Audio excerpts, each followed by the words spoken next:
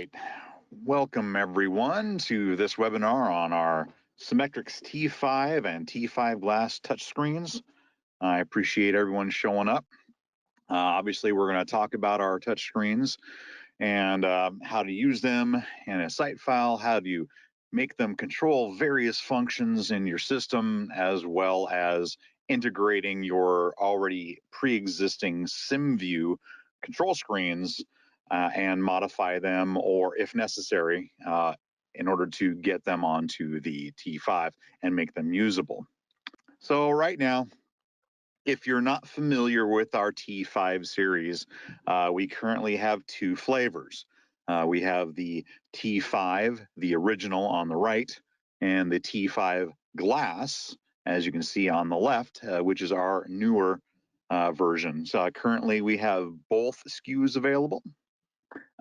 Depending on which flavor you like, the one on the right has a raised bezel, a raised plastic bezel that gives it a little bit of depth, whereas the T5 glass is completely flat screen for a more modern look, whereas the T5 original, slightly tougher in different environments if you want to avoid people scratching the screens by walking past it. It gives it a little bit of a recessed location on the screen so that it prevents that. Doesn't prevent it completely, but it mitigates that. Now, you can use these things anywhere. I mean, if you're not already familiar with them, you can literally use them. They're ideal for houses of worship, conference rooms, auditoriums, hospitality, anywhere users need to control audio sources and levels easily and simply by walking up and touching the screen. And as you can see here, we have optional stands that are available for tabletop applications. Now, you can design these however you want. There are slight limitations, but you're rarely going to encounter these because the limitations are basically part of the design process. But we have a list of what you can and cannot export. But generally speaking, if you can create a SymView file for it and create logic or what have you to control different functions of your system, you can transfer this to your T5. Now, of course, as it says here, you can customize your GUIs any way you want. As you can see in this example, we have on the left, we have different tabs that have been created.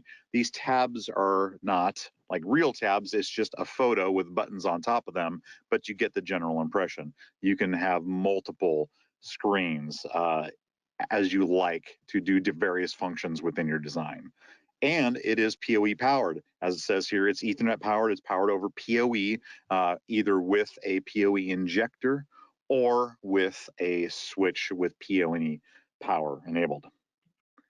Let's get into the meat and potatoes. So what can you do with the T5? Well, as probably some of you are already familiar with, you've created control screens within Composer and use them in SymView. Now, the only difference is going to be when you're creating the control screens for a T5 touchscreen, you have to bear in mind the size of the touchscreen. And the fact that it is, in fact, touch screen, which means the controls are going to be slightly different than what you would normally do. So in a typical, let's just say, control screen, if you're doing volume controls, you would see people for doing a control screen. Let's do a new control screen. They would keep it as faders. So you see here, all the volumes are fader based. And so you would keep it as a fader for SymView. Well, with a T5, you can utilize a fader to slide up and down, but it can be not very useful. So what we did is we've created a new feature for our faders. When you're exporting the control screen, you can actually change them, the style, and we changed this a couple versions of Composer ago. You can now create up, down, horizontal, or vertical buttons. So it's now button based, which is very useful on a control screen. when it comes to a T5.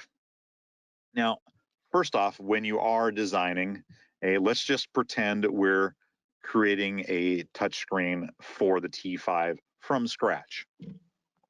So first and foremost, you need to go to your sheet size, and then, hold on a second, let me move my device here, and then choose the 80 by 480 touchscreen orientation, and then now you can see the limits of the design area. Now, this is in some screens, this is going to be larger than it would be if it were exported to the T5, but as long as you bear in mind this is going on the 5-inch screen, you'll be fine. So, like I said, generally speaking, so let's pretend, let's putting this on a T5. So what are the bare minimums we need? So we need faders, obviously, for this. And since all of the faders are going to be identical, we can select all of them and change all of their styles at once to up, down, vertical buttons and increase their sizes by holding, going over here, click and select, and then using Shift and the buttons, arrow buttons, I should say, we can change the size to match. Oops, slightly larger. Let's go here. There we go. And we can go ahead and change the orientation. So let's do this. Now, sometimes you get an end user, they want visible representation of the gain. So yes, you could drag in the corresponding text field like so and make that available for them. But again, some of them don't understand numbers for whatever reason. So a little trick we like to do here is to double up on the faders themselves. So let's just pick this fader on the left here. I'm going to go ahead and let's see, just duplicate this. So it's effectively the same. It's the same fader. But what I'm going to do is change it back to a vertical fader type, get rid of all the tick marks. Well, I'll leave the tick marks. I'll just get rid of the scale. And then I'm going to make it user non-adjustable and put it right here on the side. So while it's the same control, if it has the same control, let me make sure it has remote control. Let's make sure 649, yes. Okay, has the same controller ID. So when they press the buttons up and down, it will move the fader up and down for visible representation of the volume. But they can't actually touch and control the fader because I made it user non-adjustable. So, but that gives them a visible representation. And it's very handy on the T5 because it's instant feedback. And in some cases, you don't actually need to import the text field if that's the case. If the customer or end user is not very DB savvy, which most of them are not. They're not audio people. So that's one trick you can try. Another is to, let's do this. Let's just say they want also the meter along with it. What you can do, just place it right on the side. And same thing. So that'll give you a visible representation. And also get rid of the tick marks because if you're utilizing this, the customer won't have really any reference for it. They'll just know top loud, bottom not loud. All right. I'm not online, so we're not metering anything, and I don't have a signal currently. So that's one way you can do something a little bit different from SymVue than you would on the T5. So another thing to keep in mind is when you are creating control screens for the T5 is because of the size, most of your buttons need to be larger than you typically would think. 4 fingers. So generally speaking, my minimum size is always 70 by 70 pixels. That's the smallest I do because I have ham fingers. That's just me. So the smallest I feel comfortable with is going to be that size. It could be smaller depending on the end users. I mean, if it's in a school and it's going to be kids, whatever, you can make it smaller. But bear in mind, let's go ahead and zoom out. Let's see here. So this is approximately the size, like the real life size of the T5 when you export it. I mean, it's a little smaller, but you get the idea. So I tend to drop back the zoom or zoom out whenever I can to give me a good representation of what I'm exporting to the T5. All right, let's zoom back here. Whoops, that's the wrong way. There we go. Okay, are there any questions on this? Anybody have questions on the faders, the up-down buttons, their functionality, how to get them situated, anything of that nature? Anyone? No? Okay, I'll move ahead. So again, now generally speaking on a T5, if you have many controls, it's always better to have them on a different screen instead of cluttering the screen with small controls depending on your usage. I'll give you a good example of my home screen. So here's the control screen I've designed for my everyday use. Now, this is the main, this is the home screen, and I have the 4. And those of you who are paying attention or know what I'm doing here, I did a Fallout theme, the video game Fallout. So let's go to audio control here. Let's get out of edit mode, audio control. And these are my everyday controls that work for me. They're the size, they're perfect for me. My volume control, and then I have my compensation controls over here. I can go from stereo to mono. I can turn on my external monitors or turn them off. I have headphone compensation for headphone models. So I have the EQ curve plotted out to make them as flat as possible. Or I can turn that off for straight view. And, you know, what you probably don't know is I'm deaf above 8K. I can't hear anything. So I have to boost a lot of the highs.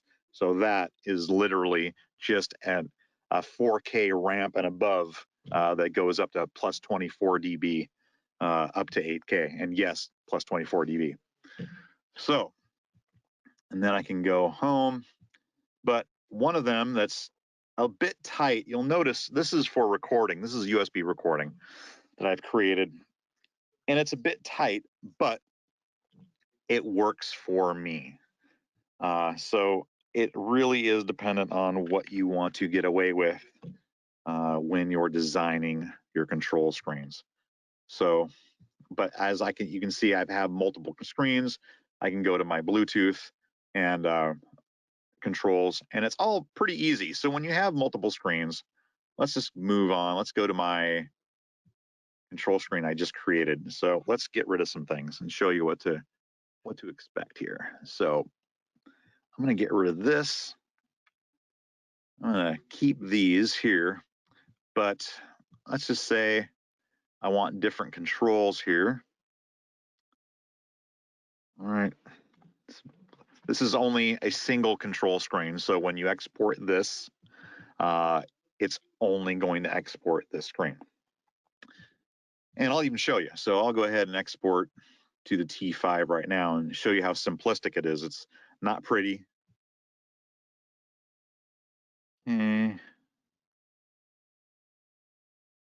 Right. And you should see it on the webcam right there. Here we go. But there's only that one screen, nothing more. So what I want to do is I want to create a second screen. Maybe the second screen is going to be, let's not do a trim. Let's do something else. Let's try something from the speaker manager. So I want to try changing the orientation of this speaker manager. So before we do that, let me go ahead and duplicate it. All right. So I want certain things. So I don't want the entire thing. So as I said earlier, I have hearing issues. So let's go ahead and let's do here. Let's go to band 7. So I'm going to take the fader for band 7. Or in this case, I'll just do everything because it's easier that way. Copy entire layout to control screen. Now you'll notice when you're right-clicking on certain elements, there's a selection square around it. So when I right-click in an empty area on the entire module, you'll see the selection square, which means the entire module is going to be exported to the control screen. But if I want an individual element, I need to right-click on that individual element itself. So let's do everything, because then I can just delete what I don't need. Okay. So let's go ahead and delete that. Whoops, that's okay. That's gone. I don't want any of this. So I pass active. No. All right. Let's just deal with these guys. And this is all arbitrary, of course. So move that around. Before I go any further, let's change this to 480 or 800 by 480. So we have the right screen size. Bring these elements away.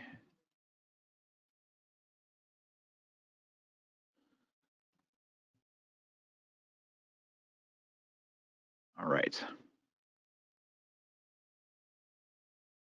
So let's go ahead and increase, or just first off, let's change the styles same time to up down. Okay, so now they're up down faders.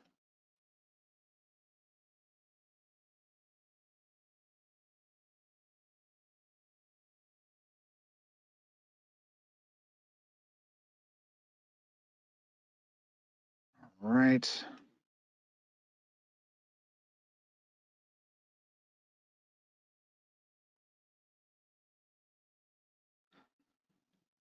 Come on, that's all I need. There you go.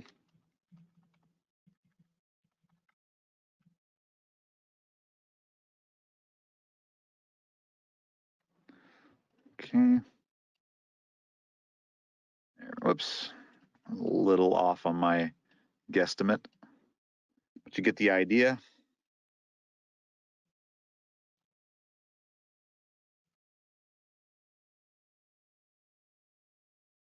Yeah.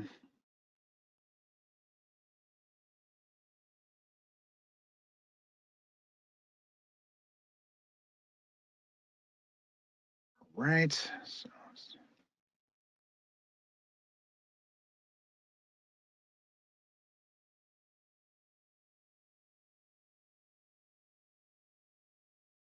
all right, that's about as bare bones as it gets. So, but how do I link the two control screens? How do I control both of them with the T-5? Well, in your toolkit, when you're creating control screens, you go up to your control screen viewer area, and you have a button for the control screens that you've already created. As you can see, I have ones from my previous control screens that you saw, and then the 2 new ones I just created. So I'm on control screen number 2 currently. So I want to drag in the control screen number 1 button, make that larger or whatever. Let's go ahead and size Windows sheet size. And then I want to jump back to screen number 1, do the same thing with control screen number 2 button. And of course, make it large enough to where when I export it, it's going to be easily pressable. Oops, come on. Do that for me, please. There you go. All right, so now I'm going to go to my main page, export to SymVue. Let me do that one more time without going so quickly. So if none of you are familiar with exporting to a T5. So it's exactly the same as exporting to SymVue. As you can see here, you right-click on an open area that's not on a parameter within your control screen. You select Export to SymVue, and then you select touchscreens from your destination. So, of course, you have to have a T5 in your site file, and we'll get to how you add to them a little bit later. So, and then you just, these are a listing of all the control screens that are going to be enabled in your export, which is all of them, or 2 of them, I should say, which is all of what I'm doing right now. So I'm going to go ahead and enable panel security just to show you that, because you can do security for the control screen from the T5 itself when it wakes up. So I'm going to set mine to 1, 2, 3, 4, nothing but the best security. 2, 3, 4. All right, and then moving forward. So generally, you want it to be typical installation or typical hardware connection. Very rarely you're going to need advanced. Okay. Now, I'm not going to go online, but I do want to export to touch screens, which is engaged by default, and I don't necessarily want to save export configuration and preset. So I'll go ahead and finish. All right, and you should see it's exporting to the T5 glass on the webcam. All right, so now you'll notice I have to enter in a password. So let's do that. 1, 2, 3, 4. There we go. Now here's the main screen. So the first screen that you click on to export is going to be your home screen. So let's go ahead and press the button down here. I made it a little small, so I got to re-enter the password because I enabled it globally. Whoops, I screwed up. Let's try one more time. 1, 2, 3, 4. All right, there we go. Now I'm on the screen, so I can go back and forth. Of course, I decided to do the ultimate in security, so I'm going to have to do that every single time. So let's re-export without this. So let's see. All right, so I can start, or I can actually choose which control screen to have the PIN number or the security enabled. So I can have individual screens enabled, like the home screen is the only one, but every time you go back, of course, you're going to need to enter in the panel security. So I'm going to go ahead and disable it just because it's a lot easier for me. Re-export. Okay, and here you go. And then pressing that control screen button, and I can cycle between the 2. All right, so let's move back to, instead of these simplistic control screens, let's go back to my home. I'm going to go ahead and re-export.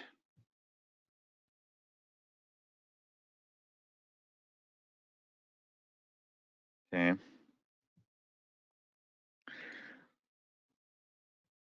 And show you what else the T5 can do. So effectively, most, like almost 98% of the functions in Composer, you can add to a SymVue control screen and therefore export to a T5. So you'll notice earlier that I had, where is it? It's my audio control. Whoops, I need to get out of edit mode. So in my control screen, you'll notice I had these buttons. So all these are logic buttons that I am triggering presets. So they're not preset buttons. So I'll show you what I did. So for that stereo mono button, I took these 2 buttons here, and this is a control, 2-button control, and it's triggering these presets, which is in turn controlling the super matrix. So it's controlling the routing points of the super matrix for the output of, it's a USB output. So you'll see right here, I have left, right, and mono. That's what it's doing. It's shifting those sources because I have a summer who's taking an input from USB and either outputting it stereo or mono right there. But that's all I'm doing. This control logic is effectively just for LED purposes. That's all I have it for. And it's the same with the speaker output.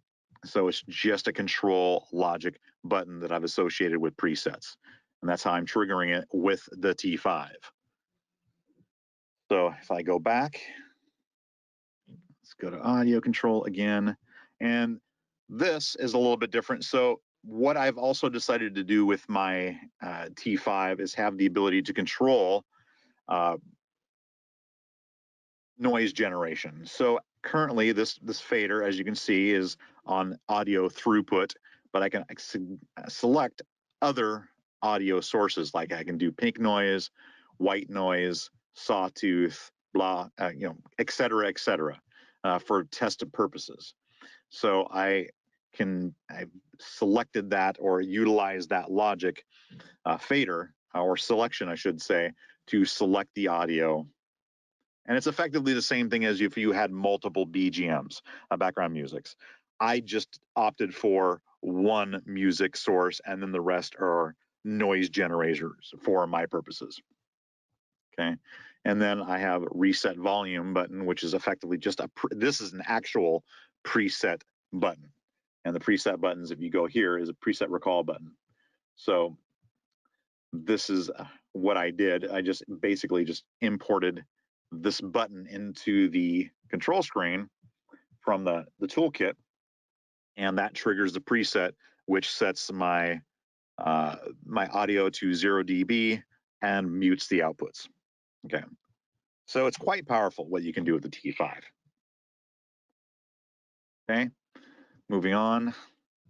Go ahead and go home, and then we'll take a look at recording.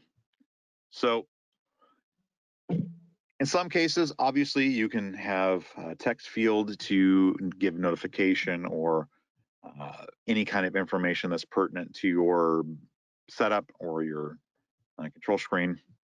So on this one, I used the recording module. I exported all the controls and tried to make them fit onto one screen. Again, it's very tight. I may separate this in the future for multiple screens, but for my purposes, one screen works. And you'll notice that I put the buttons are rather small, but the text field is rather large. And I have the meters slightly above them, but also behind. So it's I didn't do a small width next to the buttons. I widened it and put it behind the buttons slightly to give it kind of a look that it's directly behind the buttons, which you can do. All right. All right, are there any questions at this point? I'm nearing the end, and if anyone has any specific questions on what they're curious about the T5, now would be the time to state them in chat. I'll give everyone a couple seconds here to think about it. Thanks for noticing. Yeah, somebody just noticed it was the Pip-Boy. Yes, it was the Fallout Pip-Boy theme. I'm a nerd. Where can you find cool buttons? Well, I'm glad you asked. Well, two ways. So buttons, there's two different types of buttons. So these buttons right here are image based. So I found these online. I stole them online. Don't tell anybody. And edited them for my purposes, and then imported them. I'll show you how you import. So if you go into edit mode, let's go edit mode, and then click. I'm going to unlock it for this purpose. So unlock it. If you go over here, and I'm going to move this over here. This is driving me crazy. You guys can't see it, but I can. Come on, go somewhere else. All right. So anyway, so you have the up-down settings for the buttons, and you'll notice that the button text mode is bitmap because I changed the bitmap mode. And then you can import your own increment and decrement buttons for either the up or down or both. So you would just import a BMP, PGN, JPEG, whatever, for the purpose of utilizing them as your button. So it's image based. And as long as you make them small enough. Now you'll notice on my screen currently, I have an exclamation point. Now the exclamation point is merely telling me that the image is larger physically than the space that I've put it in. So if I were to increase the size of the buttons, or that, and I should say the up down buttons in this case, eventually it'll get to the point where you won't have that exclamation point.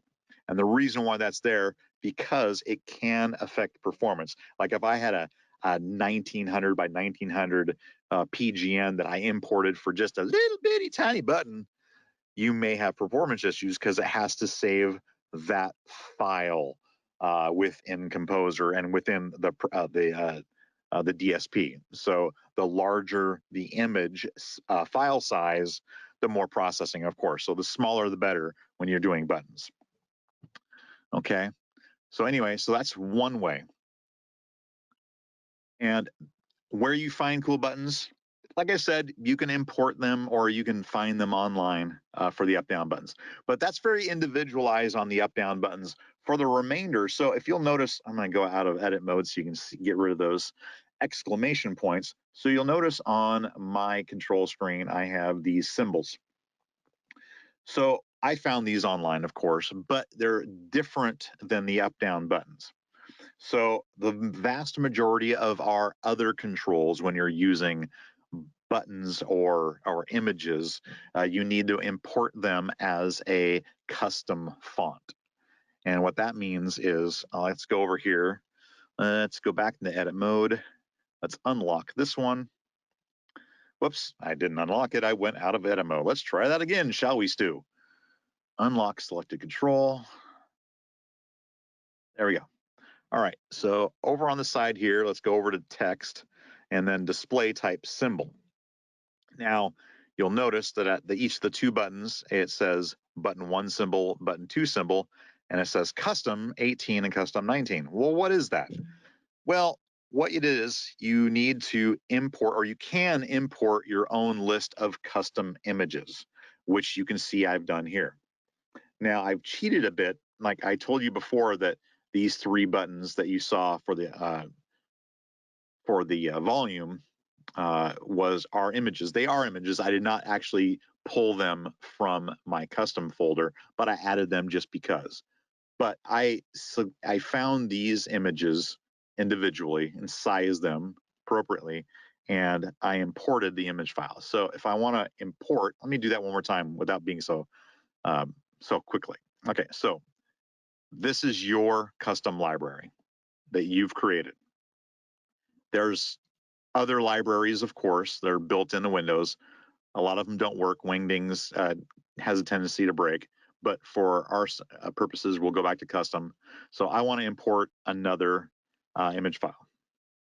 So I want to select an empty one. Let's go to pictures. Where am I? Let's see here. I don't think I have any images on this bloody machine because this is our studio. Let's see what I got in here.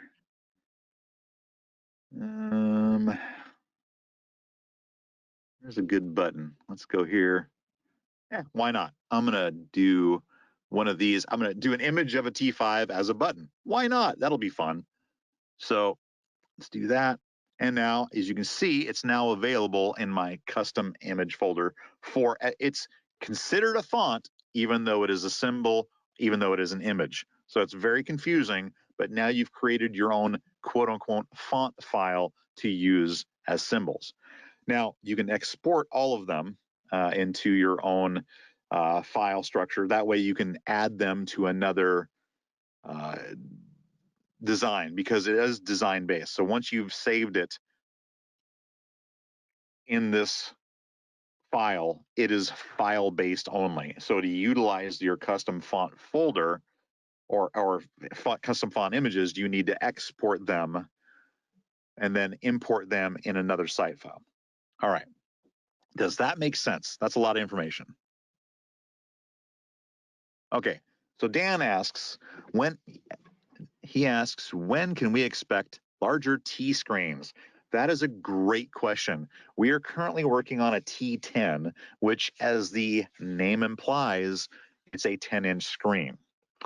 So that we're expecting no later than Q2, which is of 2021. So we're trying to get it out no later than January, March, April, May, June, than June of next year. Our target is sooner, of course, but we're saying June because we're trying to pad any of the things that could go wrong. But if the stars align and everything goes great, we're going to get it out earlier than Q2. But I can't really be held to that. But yes, we're nearly done with the T10. And larger screens, we're still in development on the viability and expense of that. But yeah, we are thinking about larger than T10. That doesn't mean what we will, but we are thinking about it depending on the market and where that goes. Okay. So I'm going to go ahead and cancel here. And let's see, what else is a kind of cool thing? Any other questions? Are there any other functionality that you guys would like to know about that you can do or would like to do on the T5? Because I'm effectively at the end of my presentation.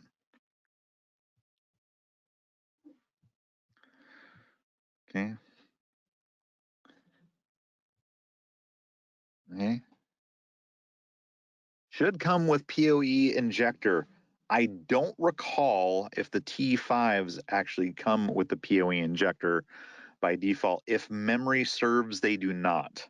But I could be wrong on that. And if I'm wrong, that's great because it comes with a PoE injector. But if I'm right, I don't think that they come with a PoE injector, to be honest with you, sadly. I can double check, but if memory serves, they do not come with a PoE injector, like our DSPs. Okay, which logic control? So the question is, could you explain the logic control again? Are you referring to up here, how I'm triggering the presets? Okay, so that's a bit of a different subject, but I got time. So how familiar are you with logic in regards to Composer? And specifically, I'm talking to Dan.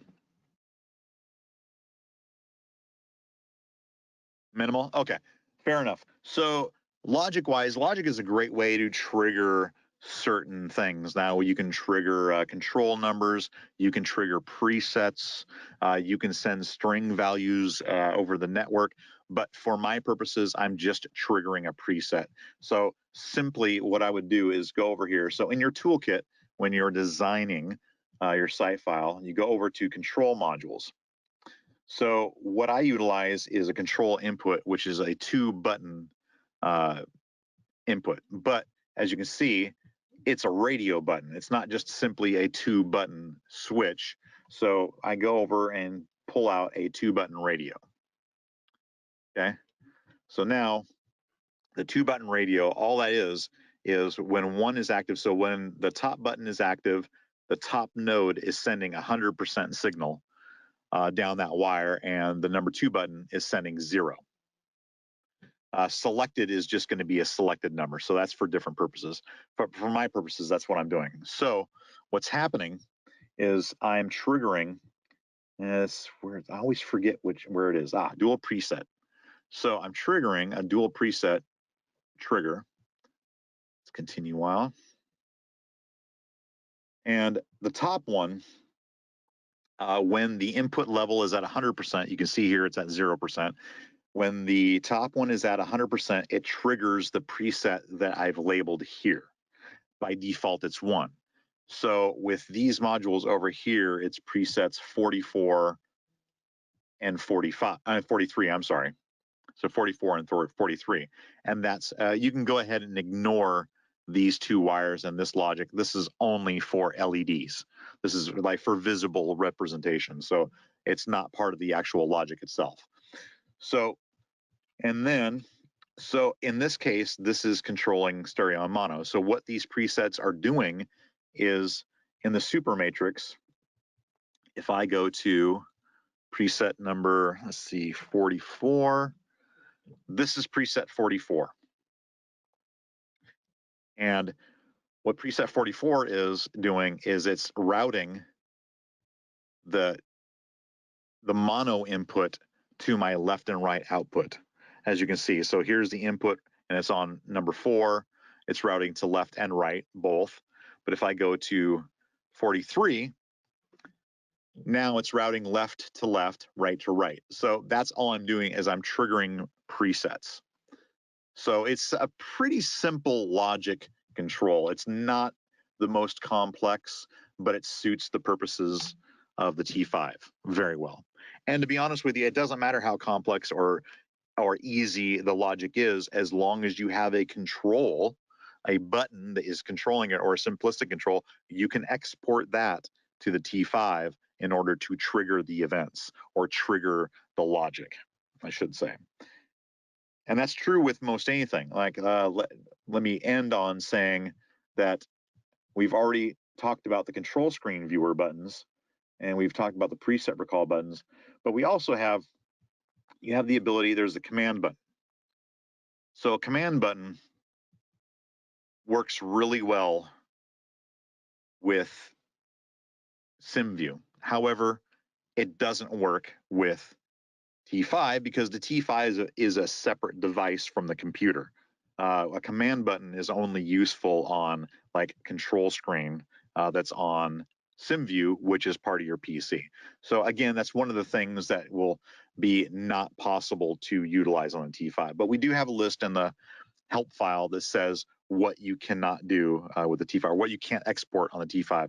And it's not a huge list. There's just a few things. There's a few graphic elements, like some graphs don't export, some buttons, some functionality buttons don't export because they're hardware based or they're PC based.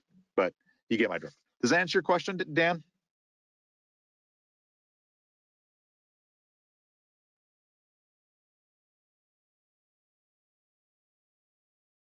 Okay, perfect. All right, I'm going to open it up to more questions. Separate topic, kind of. Yes, absolutely a separate topic. But I get I get into a topic, I just go sideways. So I apologize for getting sidetracked.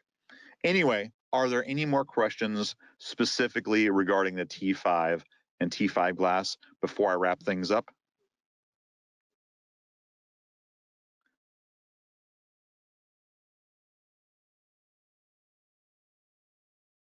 Yes, you can. For the login screen, so as I stated earlier, you can, whatever you export first is going to be your quote unquote home screen unless you set it otherwise. So what I have is, this is my login screen effectively, but each background is chosen by you. So each page is, it's possible to have a different image on each page. As you'll notice, let's go ahead and get out of edit mode. So when I go to the playback page, it has a different background because I set a different background. So each page or each control screen can have its own individual background. And how you do that is in the over here. So I'm going to go ahead and click. Let's go into edit mode. So click on the control screen, and over here, so use custom bitmap. And I have it set to true. If I were to have it set to false, it'd be blank like that. So once I set it to true, it's utilizing what I've already imported. So this is the bitmap file that I used. I hear it's not on this computer, so I'm not going to bother trying to navigate for it, but I've already selected it. Now, I specifically designed this background to fit the T5. In other words, I played around with it in Photoshop to get the right proportions, because when you import an image, if it's larger or if it's not the same shape, it will be different. I have the bitmap mode below set to stretch, but it's either stretch, center, or tile. Stretch is just going to take the confines of that image and place it on the screen as is. So of course you can see that if I were to have a different image, like a square image, if I were to import it, it would, you know, squash the top and the bottom, of course. So designing specifically for the confines or the proportions of the T5 is very important when importing a background image. Okay. Yes. Okay, hold on one second. Custom recording of the seminar available. Yes. Generally within a week of the webinar, these become available online. So we do some editing to get rid of the and that I will inevitably do or flub up. So once it's edited for content, it will be placed online. Like I said, generally within a week, but we do have the holidays ahead of us, so it might take a little bit more time, but yes, it will be available online. Okay.